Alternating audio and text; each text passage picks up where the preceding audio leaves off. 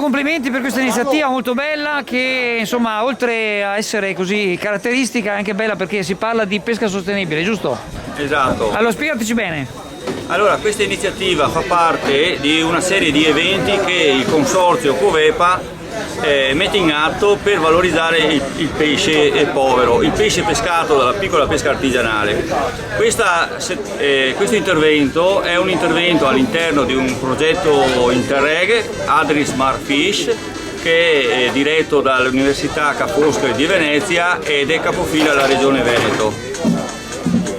Qui abbiamo anche l'università, giusto? Sì, esatto, noi siamo il partner scientifico del progetto e ci siamo occupati un po' di seguire e monitorare le attività dei pescatori e in qualche modo di trovare il modo di quantificare questa sostenibilità della piccola pesca, perché se ne parla tanto, però poi servono i numeri e quindi siamo, con l'aiuto ovviamente dei pescatori, abbiamo cercato di ad esempio quantificare le emissioni di CO2 che appunto risultano inferiori in questo tipo di pesca. Allora facci capire, come fate a dimostrare che è una pesca sostenibile? Cioè, praticamente che si pesca quella quantità di prodotto che però non si danneggia l'ambiente, che si riproduce, quello eccetera. È uno degli aspetti, ad esempio, della sostenibilità. E come fate a dimostrarlo? Allora, quello si può fare perché questi pescatori artigianali si concentrano intanto utilizzano degli attrezzi che non danneggiano l'ambiente, non usano meteste ascico ad esempio,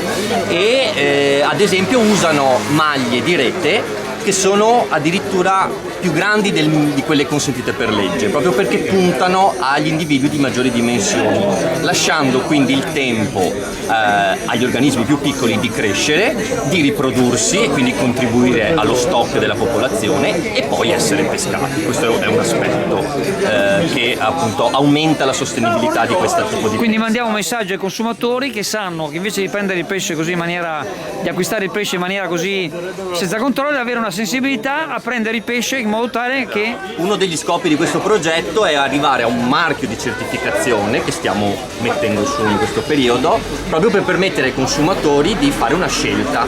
Cioè so che questo pesce che ha questa etichetta qua è pescato in un modo più sostenibile rispetto ad un altro.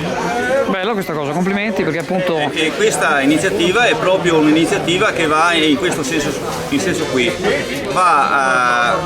Questo intervento è uno degli 8 piazze che andiamo a toccare in questa tour per incontrare i consumatori e poter educare anche a questo tipo di consumo. Un consumo consapevole, un consumo attento all'ambiente. Oggi è molto richiesto anche dal consumatore comune questa attenzione. Ed è giusto che sia così, è importante che sia così perché altrimenti qua non ne veniamo fuori. Poi un altro aspetto che è stato molto interessante già negli eventi scorsi è la partecipazione delle scuole alberghiere e di cucina che saranno i nuovi professionisti che dovranno somministrare nei ristoranti, ma anche una funzione di educatori anche ad alimentarsi in maniera corretta.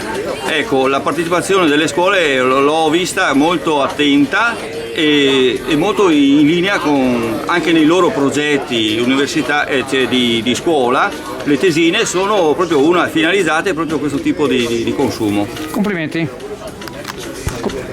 Ecco, e proprio questo progetto si è potuto attuare grazie alla Regione Veneto, che è capofila di questo progetto qua, e a tutti quanti i comuni, i sindaci che hanno collaborato perché si abbia un lieto fine. Grazie mille, grazie.